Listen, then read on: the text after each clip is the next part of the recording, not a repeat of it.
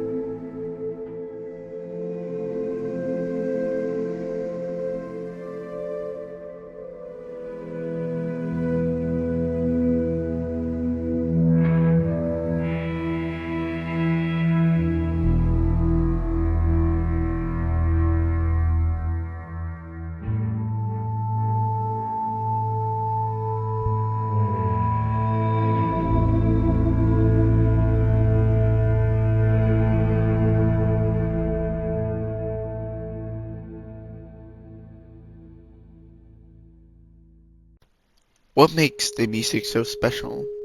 I mean, I have heard amazing pieces from Red Dead Redemption 2, God of War 2018, and Ragnarok, and even Ghost of Tsushima. But The Last of Us music is so simple, yet so amazing. It seems to strum notes that resonate with the heart, making for a breathtaking gaming experience. Specifically, there are four songs that really stand out to me, and they are almost critical in making such a great story as such as this one.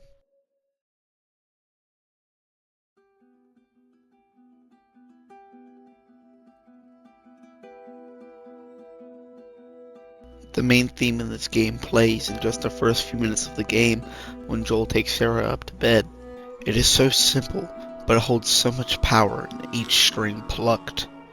The main theme tackles the question, what does it mean to be alive? For Joel, he was living for Sarah. He had worked so hard for Sarah.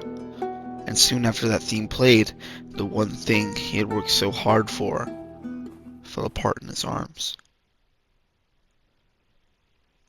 After Sarah had died 20 years later, we can find Joel in a small dirty house in the middle of a quarantine zone in Boston. He looks so much more different than what we saw him at the beginning. He looks tired and angry all the time, not wanting to deal with anyone. But then we find Ellie. After we sit down in the abandoned apartment with her, you can hear little remnants of the theme start to tear through, almost foreshadowing their future relationship together. You can hear it again when they are looking at the sunset together, and again when Joel and Ellie get the car from Bill, and again right before Sam gets infected, and once again when Ellie argues with Joel, Joel makes up his mind. But these are just short little remnants of the actual theme. It doesn't play the melodic tune it did at the very beginning with Sarah, and there's a reason. When we first meet Ellie, Joel is still the bitter and angry man, and doesn't want to deal with Ellie. The death of his only daughter made him devastated, and made his heart stone cold. But as the story progresses, we can see him start to find joy in being around Ellie. We can start to see the bond of them mature and grow into something beautiful. And as we finally reach the end of the game, and the closing scene comes to play, the main theme doesn't come on. It doesn't play. If we go back to the earlier statement, what does it mean to be alive? We could try and answer that question, but we can't. Joel lied to Ellie about her not being the only immune person, putting strain on their relationship. It is then where the main theme does not play, because what was meant to be Ellie's destiny was ripped away by Joel in an attempt to not lose his daughter figure again. Instead, a song called The Path comes on to play. A path of what? Their journey? Or is it foreshadowing? A path of revenge?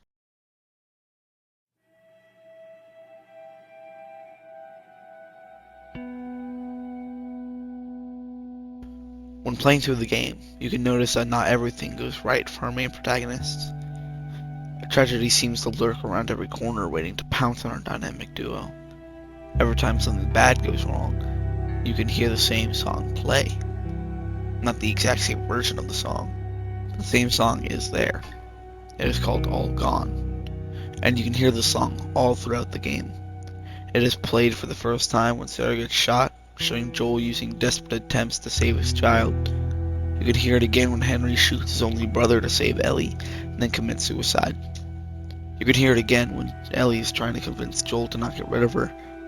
You can hear it again when Ellie is desperately trying to help Joel to get to safety after falling on the metal rebar. It played once again when Ellie hacked and hacked away at David's face until Joel finds and comforts her. Every time this melody comes on, the mood is somber and depressing. You can't help but feel bad for our main protagonists, for they are fighting through hell to get through their journey. This song perfectly represents that tragedy can happen to anybody, and in the world of infection and disease, anything that sends a glimmer of hope just seems like grasping at straws. Tragedy is always waiting for the deserving and the undeserving, but the most heartbreaking moment of the song is when the train in the underground tunnel crashes and fills up with water. Ellie can't swim, so she goes underwater for a worrying amount of time. When Joel and Ellie emerge, Joel finds her unconscious and not breathing. Joel starts to go into a panic, worried about losing Ellie. He gets desperate, not even paying attention to the fireflies approaching him. The thought of losing Ellie was so hard for him, he couldn't bear it. He couldn't bear losing his daughter again.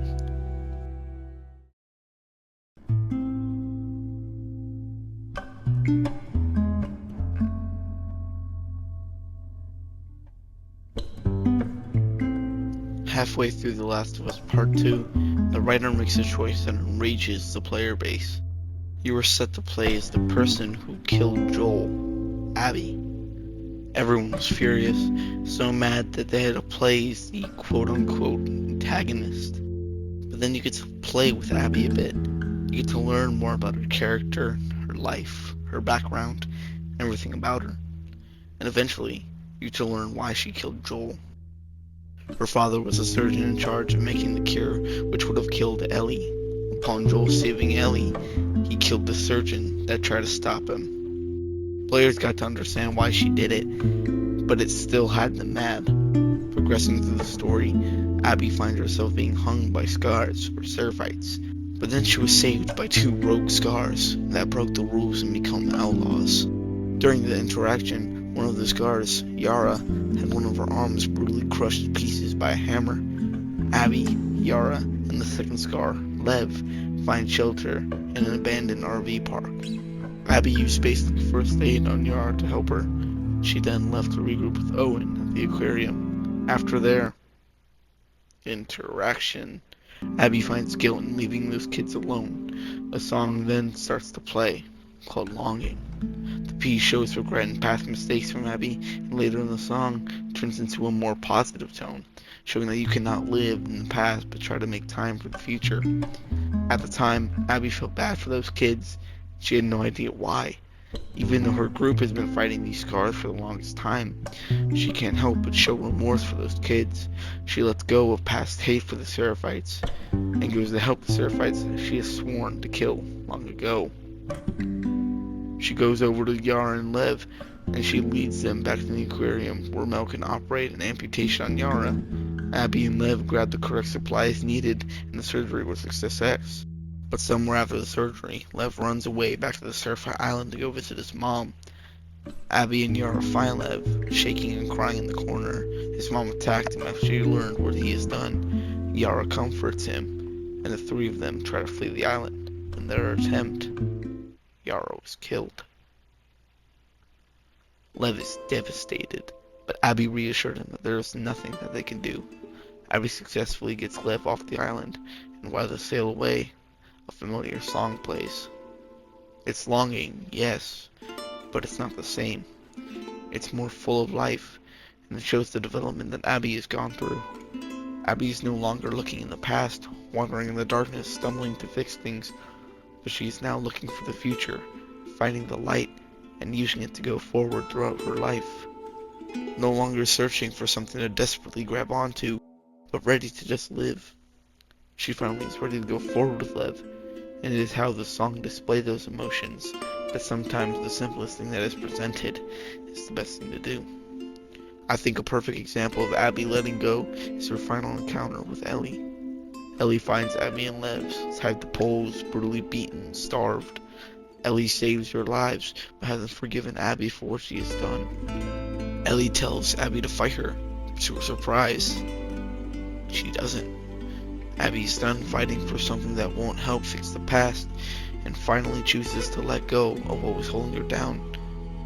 Lev is now her main priority, and she won't put his life in danger for revenge.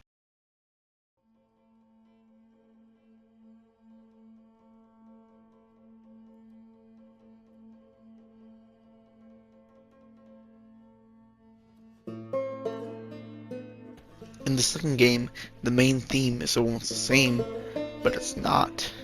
It's a take on the first theme, but it tells a different story this time. Instead of the first game, where it shows no matter what, you keep finding something to fight for, in this game, it's still true, but in a darker way. Ellie lost the person she cared most for, Joel, so the theme is more twisted and depressive, almost showing that Ellie is still fighting, but not for a good reason. She goes down a deep, dark path of revenge, showing how much Joel's death affected her. This shows how big of an impact Joel made on her life, showing that uncovering the big lie that he told her, she would still search and track down and kill every last one of the people responsible for his murder. But as much as the theme is about revenge, it's also about something more. Obsession.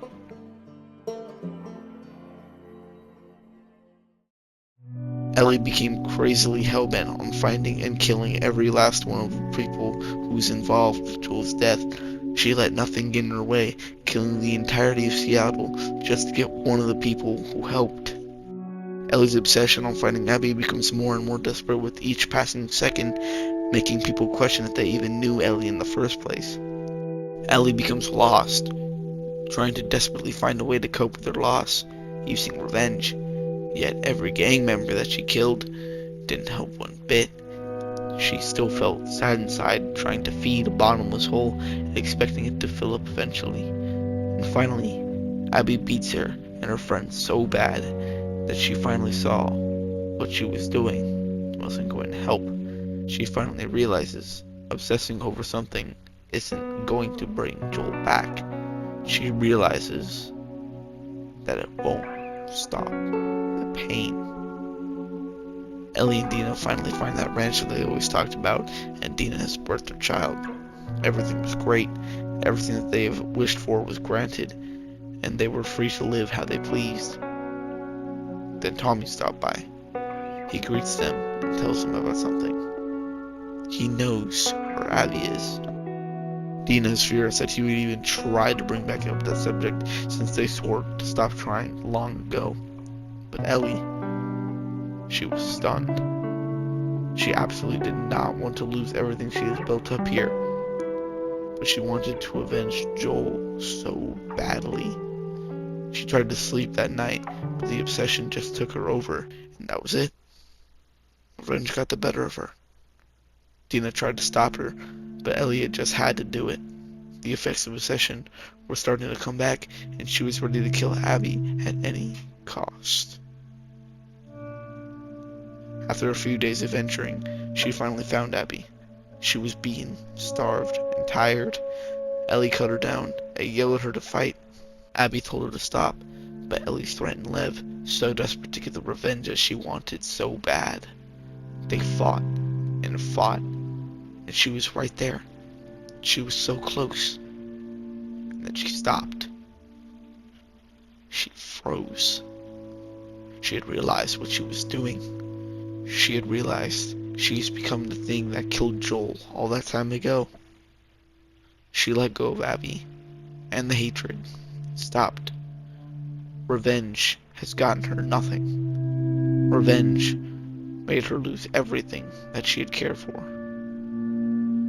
She returned to the house, finding that it has been abandoned, only finding remnants of lost memories. She goes upstairs to find her collection of things. She sits down and picks up the guitar. She tries to play, but she can't. She was missing some fingers on her right hand because of Abby.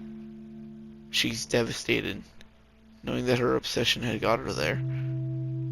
She was so focused on Joel's death that she couldn't even realize that everyone that she had cared for was gone or dead. In the end, she did end up alone. In the end, revenge is what got her here. Revenge got her nowhere but nowhere.